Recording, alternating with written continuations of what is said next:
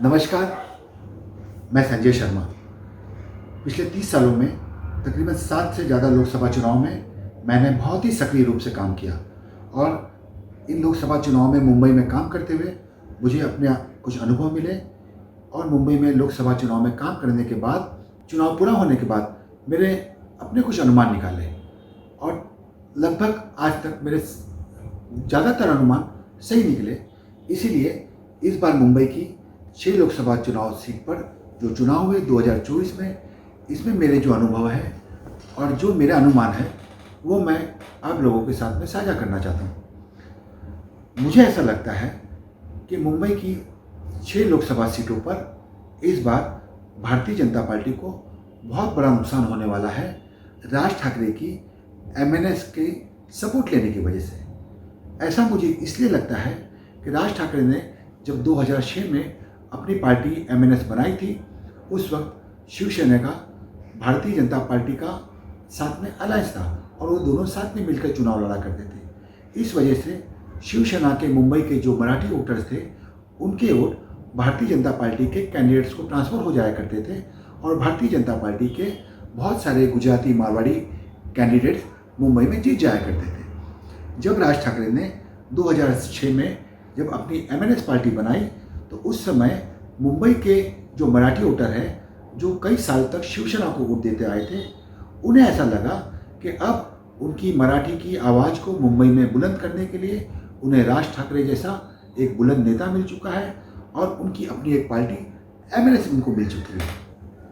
इसीलिए जब राज ठाकरे ने 2009 में महाराष्ट्र की लोकसभा में अपने चुनाव में अपने उम्मीदवार उतारे, तो मुझे याद है कि मुंबई की सभी 6 लोकसभा सीट पर 2009 की लोकसभा में राज ठाकरे को बहुत ही अच्छे वोट मिले।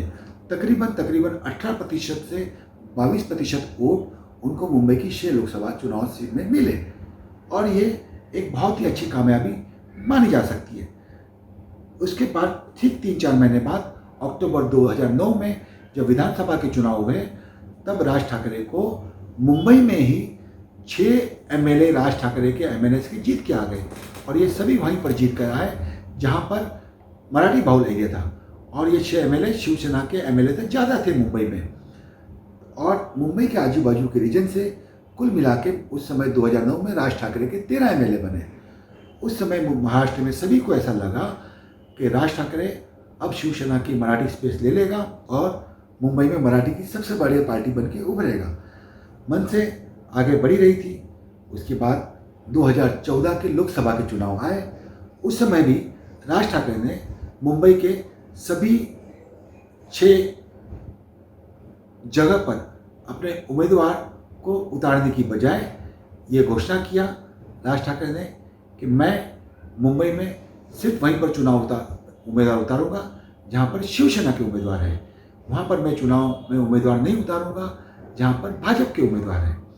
और साथ में उन्होंने एक घोषणा और की कि मेरे महाराष्ट्र में जितने भी उम्मीदवार जीत कर आएंगे, वो दिल्ली में लोकसभा में नरेंद्र मोदी का समर्थन करेंगे। राज ठाकरे की इस घोषणा के बाद मराठी वोटरों में ये संदेश चला गया कि राज ठाकरे सिर्फ उद्धव ठाकरे को नुकसान पहुंचाना चाहते हैं, शिवसेना को नुकसान पहुंचाना चाहते हैं और भारतीय जनता को फायदा पहुंचाना चाहते हैं। इस संदेश जाने का मराठी वोटर्स में नतीजा ये निकला कि 2014 के लोकसभा में राज ठाकरे के जितने उम्मीदवार मुंबई में खड़े थे और महाराष्ट्र में खड़े थे, उनके जो वोट प्रतिशत थे वो 2009 के मुकाबले में आधे से भी कम हो गए। मैं एक उदाहरण के लिए बोलना चाहूँगा कि दक्षिण मुंबई में 2009 में एमएनएस के उम्मीदवार बाला नांदगांवकर को 1,60,000 के करीब वोट मिले थे, जो तकरीबन 22% थे, जो 2014 में घटकर 84,000 हो गए, जो करीबन 10% हो गए। 12% वोट तो उनके एक ही जगह कम हो गए। उसके बाद जो 2009 में के बाद में उनके जो 6 एमएलए जो जीते थे और पूरे महाराष्ट्र में 13 एमएलए जीते थे, वही जब 2014 में अक्टूबर में जब विधानसभा के चुनाव हुए, तो मुंबई के उनके सारे 6 एमएलए चुनाव बुरी तरह से हार गए। जो उनके उम्मीदवार मराठी बाहुल्य वोट में 40% से ज़्यादा वोट लेके जीते थे, जैसे कि माही, मागाठाणे और भी कई जगह पर उनका वोट प्रतिशत 40% से गिर के सीधा 18 और 20% हो गया। सारे 6 के 6 उम्मीदवार तो हार ही गए, मगर कई उम्मीदवार उनके तीसरे नंबर पर चले गए।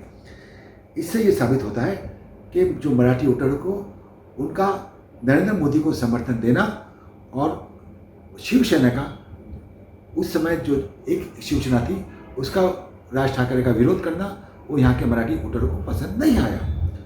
आज राज ठाकरे का समर्थन भाजपा को मिल चुका है। इससे ऐसा संदेश फिर से जा रहा है कि राज ठाकरे उद्धव ठाकरे को गिराना चाहते हैं, सिर्फ इसीलिए वो मोदी का साथ दे रहे हैं। मुझे ऐसा लगता है कि राज ठाकरे ने बीजेपी को समर्थन देने की बजाय अगर अपने खुद के उम्मीदवार उतारे होते, तब वो जितने भी वोट लेते वो मराठी के शिवसेना के वोट लेते और उद्धव ठाकरे की शिवसेना का वो नुकसान करते। अब उन्होंने जब मोदी को समर्थन दे दिया है तो उनके जो मराठी वोट है जो एमएनएस को मिलते थे, वो सारे के सारे जो शिवसेना के ओरिजिनल वोट हैं वो शिवसेना की तरफ ट्रांसफ़र हो जाएंगे, वो भाजपा की तरफ नहीं जाएंगे, ऐसा मुझे लगता है। दूसरी तरफ भाजपा को एक नुकसान और होगा कि 2014 और 2019 में उत्तर भारतीयों ने एक तरफा मुंबई में उनको समर्थन दिया था, जो लोग राज ठाकरे से नाराज हैं। अब राज ठाकरे और मोदी को एक ही मंच पर देखकर मुझे ऐसा अनुमान लगता है कि बहुत से उत्तर भारतीय राज ठाकरे की नाराजगी की वजह से इस बार मोदी को मुंबई में वोट नहीं देंगे। नाराज तो वैसे राज ठाकरे से गुजराती, मारवाड़ी और जैन लोग भी काफ़ी है, मगर वो नरेंद्र मोदी को प्रधानमंत्री बनाने के लिए राज ठाकरे की नाराजगी को भूल के उनको वोट दे सकते हैं, मगर उत्तर भारतीय और दूसरे लोग नहीं देंगे, ऐसा मुझे लगता है, जिसकी वजह से भाजपा का बहुत बड़ा नुकसान हो सकता है। और उद्धव बालासाहेब ठाकरे की जो सेना है मुंबई में, उसको बहुत बड़ा फायदा होता हुआ नजर आ रहा है कांग्रेस के साथ अलायंस करने की वजह से। ऐसा मुझे इसलिए लगता है कि 2014 और 2019 में मोदी की एक बहुत बड़ी वेव, एक बहुत बड़ी हवा होने के बावजूद मुंबई में कि सभी अगर 6 लोकसभा सीट में देखा जाए तो सिर्फ उत्तर मुंबई की सीट को छोड़ दिया जाए, जहां 2014 और 19 में कांग्रेस को 20 और 22% मिले हैं, तो बाकी की 5 लोकसभा सीट में कांग्रेस को 32% से लेकर 40% तक वोट मिला है। और ये 32% से 40% वोट जो 2014 और 19 में कांग्रेस को मिला है, ये मानने में कोई भी दो राय नहीं हो सकती किसी की कि ये मोदी के विरोधी वोट है। इन लोगों ने मोदी के 2014 के 19 में भी कांग्रेस को इसलिए वोट दिया क्योंकि वो नरेंद्र मोदी को प्रधानमंत्री नहीं बनाना चाहते हैं। अब जब 2024 में कांग्रेस ने अपना उम्मीदवार मुंबई में खड़ा न करते हुए 4 जगह पर उद्धव ठाकरे को समर्थन दिया है, तो ये जो 4 सीट लोकसभा की है जहां कांग्रेस के वोट 32% से लेके 40% तक है, उनके पास में ऐसा कोई कारण नहीं है कि वो उद्धव ठाकरे को वोट न दे। मेरा ये मानना है कि ये चारों सीट पर जहां उद्धव बालासाहेब ठाकरे की शिवसेना लड़ रही है, कांग्रेस के सारे वोट जितने भी पड़ेंगे वो उद्धव ठाकरे को ट्रांसफ़र हो जाएंगे और साथ में उद्धव ठाकरे को इसका फ़ायदा मिलेगा। अब हमें ये बात सबके मन में आती है कि आखिर मुंबई में शिवसेना के और उद्धव ठाकरे के दोनों के अलग अलग वोट कितने हैं। तो हमें ये देखना होगा कि पिछले 10 साल में 2 बार शिवसेना और उद्धव ठाकरे की जो शिवसेना जो तभी एक ही थी, ये लोगों ने 2 बार मिल के चुनाव लड़ा है। 2014 और 2019 का लोकसभा दोनों मिल के लड़े हैं मुंबई में, और 2014 की विधानसभा और 2017 की कॉरपोरेशन शिवसेना और भाजपा अलग अलग मिल के लड़े। तब की हालत क्या है, तब की स्थिति वोट की क्या है, अगर हम इसकी तरफ नज़र डालें तो हमें पता चलता है कि मुंबई में 2014 की विधानसभा में जब शिवसेना और भाजपा अलग अलग लड़ी थी, तब भाजपा को करीबन 29-29.5% वोट मिला था और शिवसेना को 31% वोट मिला था। दोनों के वोट में 1% सवा टके का मार्जिन का फर्क था। ये हालत कुछ ज़्यादा अलग नहीं हुए हैं। 2017 में जब कॉरपोरेशन का चुनाव दोनों ने अलग अलग लड़ा, तब भी भाजपा को 29-29.5% वोट मिले और शिवसेना को 31-31.5% वोट मिले। दोनों के वोट में करीबन 1.5% का फर्क था और सीट में भी ज़्यादा प्रतिशत का फर्क नहीं था। शिवसेना को 84 सीट मिली और बीजेपी को 82 सीट मिली। 1.5% वोट ज़्यादा था, 2 सीट ज़्यादा मिली। इससे हमें ये पता चलता है कि दोनों के वोट लगभग 30% मुंबई में है, जिसकी वजह से जब दोनों साथ में मिलकर लड़ते हैं तब इनके वोट प्रतिशत 60 हो जाते हैं और कांग्रेस 32-33% और से 40% वोट लेके मुंबई में बुरी तरह हार गई दोनों बार, और 6 की 6 लोकसभा सीट दोनों बार शिवसेना भाजपा ने मिलकर जीत ली काफ़ी बड़े अंतर से। अब मुंबई में हमें ये पता चला कि दोनों के वोट करीबन 30-30% है, मगर अब लोगों के मन में ये सवाल आएगा कि मुंबई में तो उस समय की परिस्थिति अलग थी। उस समय शिवसेना एक थी और आज शिवसेना टूट चुकी है, शिवसेना के टुकड़े हो चुके हैं, शिवसेना 2 रूप में बंटवारा हो चुका है। आज एकनाथ शिंदे की एक शिवसेना है और उद्धव बालासाहब ठाकरे की शिवसेना है, तो वोट बटेंगे। मगर जब मैंने ज़मीन पर देखा तो ये बात मुझे बिल्कुल ही गलत नज़र आई। ऐसा बिल्कुल ही मुंबई में कहीं होने जा रहा नहीं है। इसकी वजह मुझे ये नज़र आई कि मुंबई के अंदर जो शिवसेना के वोटर्स हैं वो बाला साहब ठाकरे को मानते हैं, और बाला साहब ठाकरे को मानते हुए वो बाला साहब ठाकरे का वारिस वो उद्धव बाला साहब ठाकरे को मानते हैं। और उन्होंने ये देखा है कि मुंबई में मराठी प्रतिष्ठा को, मराठी की अस्मिता को बढ़ाने के लिए बाला साहब ठाकरे का जो 50-55 साल का जो संघर्ष है वो यहाँ की मुंबई की मराठी जनता ने, आज की पीढ़ी ने देखा है। और जिन्होंने नहीं देखा है उन्हें उनकी पहले की पीढ़ी ने उन्हें ये बताया है कि बाला साहब ने मुंबई में मराठी लोगों के लिए कितनी मेहनत की है उनकी अस्मिता के लिए और मराठी को उनका अधिकार दिलाने के लिए।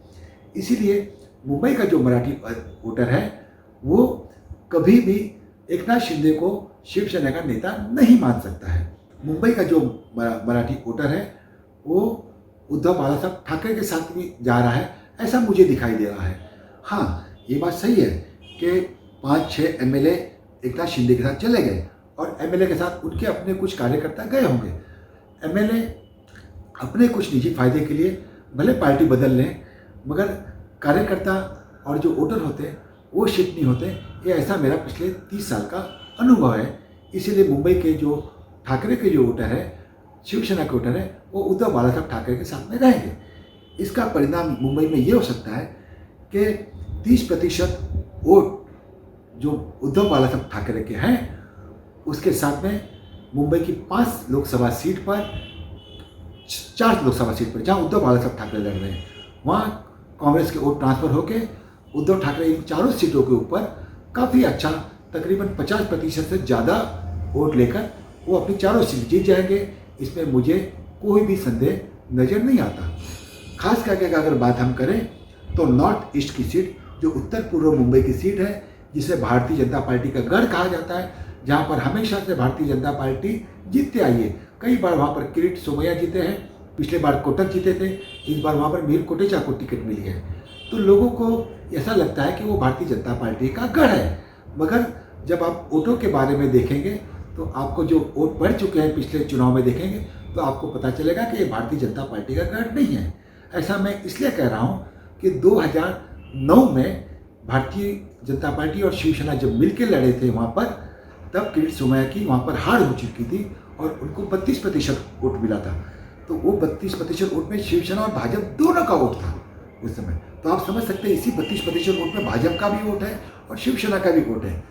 और उस समय 31% वोट मनसे ने लिया था, शिंदे ने, वो पूरे मराठी वोट थे एक तरफ में। और उस समय 32% वोट संजय दीना पाटिल ने लिया था जो राष्ट्रवादी से, और वो सिर्फ 3000 वोट से लोकसभा का चुनाव जीत गए थे। इससे हमें पता चलता है कि वहाँ जो भारतीय जनता पार्टी का वोट है वो 25% से कम है। इसीलिए मुझे इस बार ऐसा लगता है कि नॉर्थ ईस्ट की जो सीट है जिसे भाजपा का गढ़ समझा जा रहा है, जहाँ पर इस समय मीर कोटेचा भाजपा से लड़ रहे हैं और शिवसेना से वहाँ पर संजय दीना पाटिल लड़ रहे हैं, और जहाँ पर नरेंद्र मोदी ने घाटकोपर में उसी नॉर्थ ईस्ट में 2.5 घंटा की रोड शो किया है, वो सीट मुझे ऐसा लगता है भाजपा 2.5 लाख से ज़्यादा वोट से हार जाएगी। और उसके बाद में ये नरेंद्र मोदी के लिए बहुत ही बड़ा एम्बेरसिंग उनके लिए ये हो सकता है। और ये संदेशा जा सकता है कि मुंबई में नरेंद्र मोदी के ऊपर उद्धव बाला साहब ठाकरे भारी पड़ गए हैं। मुंबई का जो वोट है वो नरेंद्र मोदी के नाम पे नहीं मिलता है उद्धव ठाकरे को, बल्कि जो मिलता था वो उद्धव ठाकरे की वजह से नरेंद्र मोदी को मिलता था। ये नरेंद्र मोदी के लिए काफ़ी एम्बेरसिंग परिस्थिति हो सकती है अगर ये चारों सीट उद्धव बाळासाहेब ठाकरे जीत जाते तो। अब आ जाते हैं हम 5वीं सीट के ऊपर, जो कि नॉर्थ सेंट्रल सीट है। नॉर्थ सेंट्रल की जो सीट है वो 2014 में और 2019 में पूनम महाजन जीती थी। दोनों बार जब पूनम महाजन इस सीट पर जीती थी तब भी प्रिया दत्त का जो वोट परसेंटेज था वहाँ पर वो 40% के आसपास में था, और पूनम महाजन का जो वोट परसेंटेज जो था वो 2014 में 60% था, जो घट के 2019 में 56% हो चुका था। उनका वोट प्रतिशत 56 और 60% अपनी जगह पर रहा है, मगर प्रिया दत्त का जो वोट प्रतिशत, जो कांग्रेस का वोट प्रतिशत है, वो 40% के आसपास वहाँ पर वोट रहा है। अब हमें ये देखना है कि वहाँ पर शिवसेना के वोट कितने हैं। तो हम 2017 के अगर कॉरपोरेशन के इलेक्शन के वोट्स का अंदाज लगाते हैं तब नॉर्थ सेंट्रल के अंदर जहाँ पर पूनम महाजन लड़ी थी वहाँ 2017 में शिवसेना को वहाँ पर कुल मिला के 2,65,000 वोट मिले थे और भारतीय जनता पार्टी को 2,35,000 वोट मिले थे। मगर 2019 में जब दोनों साथ में मिलकर लड़े तो इनके वोट 5,25,000 वोट पूनम महाजन को मिले थे। इससे ये पता चलता है कि वहाँ पर 35% जो वोट है वो वहाँ पर शिवसेना के है और करीबन 25% के वोट जो है वो भारतीय जनता पार्टी के हैं। अब अगर असली परीक्षा ये होने वाली है कि अब शिवसेना के जो वोट है वो कांग्रेस को ट्रांसफ़र होते हैं कि नहीं होते हैं, वो हमें इसी सीट पर पता चलेगा। 4 सीट पे तो हमने देखा कि कांग्रेस के वोट पूरे के पूरे उस पर ट्रांसफ़र हो रहे हैं उद्धव बाळासाहेब ठाकरे की सीट पे। अब यहाँ पर कांग्रेस के पास 40% वोट है और पूनम महाजन के पास, भाजपा के पास में पिछली बार 54% वोट है। दोनों में तकरीबन 14% वोट का फर्क है। अब अगर जो शिवसेना के 35% वोट यहाँ पर है, अगर इसके सिर्फ 10% वोट भी अगर ट्रांसफर कांग्रेस को होते हैं, सिर्फ 10% वोट उद्धव ठाकरे अपने कांग्रेस को ट्रांसफर करा पाए तो 54% जो वोट है बीजेपी का वो 44% पे आ जाएगा और कांग्रेस का 40% वोट है वो 50% पे चले जाएगा और 60-70 हज़ार वोट से यहाँ वर्षा गायकवाड़ की जीत हो जाएगी। अगर ये 10% से अगर ये वोट 20% तक ट्रांसफर हो गया तो वर्षा गायकवाड़ की जीत का मार्जिन 1 लाख 1.25 लाख से ऊपर हो जाएगा और शिवसेना 30% वोट को अगर ट्रांसफर करा पाई तो वर्षा गायकवाड़ की जीत 2 लाख से भी ज़्यादा वोट से हो जाएगी। अब यहाँ पर ये देखने वाली बात है, मुझे ऐसा लगता है कि जो लोग कहते हैं कि उद्धव ठाकरे को यहाँ पर सहानुभूति है मुंबई में, तो उद्धव ठाकरे को सहानुभूति नहीं है यहाँ पर मुंबई में। इसको मैं सहानुभूति नहीं कहूँगा, मैं ऐसा देख रहा हूँ कि मुंबई के शिवसेना के वोटर के अंदर सहानुभूति नहीं है, उनके अंदर एक गुस्सा है। उनके अंदर गुस्सा यह है कि उनके बाळासाहेब ठाकरे की बनाई हुई पार्टी को भाजपा ने, नरेंद्र मोदी ने एकनाथ शिंदे के साथ में मिलके कंस्पिरेसी करके और उसको तोड़ दिया। उन्होंने मराठी आवाज़ को मुंबई में दबा देने के लिए शिवसेना के टुकड़े कर दिया ताकि मराठी टूट जाए और भाजपा का यहाँ पर उनके हाथ में आ जाए। इस बात की सहानुभूति नहीं है बल्कि मराठी आदमियों में ये बड़ा गुस्सा मुझे दिखाई दे रहा है। इसलिए मुझे ऐसा लगता है कि मराठी का वोटर वो भले नरेंद्र मोदी को चाहता भी होगा मगर इस बार वो अपनी शिवसेना को बचाने के लिए जिसने पिछले 50 साल तक उसकी आवाज़ को उठाई है वो उद्धव बाळासाहेब ठाकरे का साथ देगा और वो शिंदे को, हाँ लोग भले शिवसेना मानते हैं, वो शिंदे को सिर्फ एक भाजपा की ही एक इकाई मानता है। तो इसलिए मुझे लगता है इस गुस्से में जहाँ पर उद्धव ठाकरे के वोट तो उनको मिल रहे हैं और वो देख रहे हैं कि कांग्रेस के वोट उनके तरफ ट्रांसफर होने की वजह से उद्धव ठाकरे की ताकत बढ़ रही है। आज उद्धव ठाकरे की कठिन परिस्थिति के अंदर कांग्रेस के वोट से आज शिवसेना वापस मुंबई में मजबूत होने जा रही है। तो उस गुस्से में मुझे लगता है कि शिवसेना उद्धव बाळासाहेब ठाकरे का वोटर भी वहाँ पर वर्षा गायकवाड़ की तरफ ट्रांसफ़र होगा और वर्षा गायकवाड़ की जीत होगी। इस वजह से मुझे लगता है कि मुंबई की 6 में से 5 जो लोकसभा है उसमें 4 लोकसभा की सीट पर उद्धव ठाकरे की शिवसेना की बड़ी अच्छी जीत होगी और एक सीट पर वर्षा गायकवाड़ की काफ़ी अच्छी जीत होगी, काफ़ी कंफर्टेबल मार्जिन से जीत होगी। ऐसा मुंबई का नतीजा आएगा। ये मेरे पिछले 30 साल के चुनाव में काम करने के जो मेरे अनुभव है उससे मेरा ये अनुमान है। अब मेरा अनुमान कितना सही होता है ये 4 जून को ही पता चलेगा। नमस्कार, जय हिंद, जय महाराष्ट्र।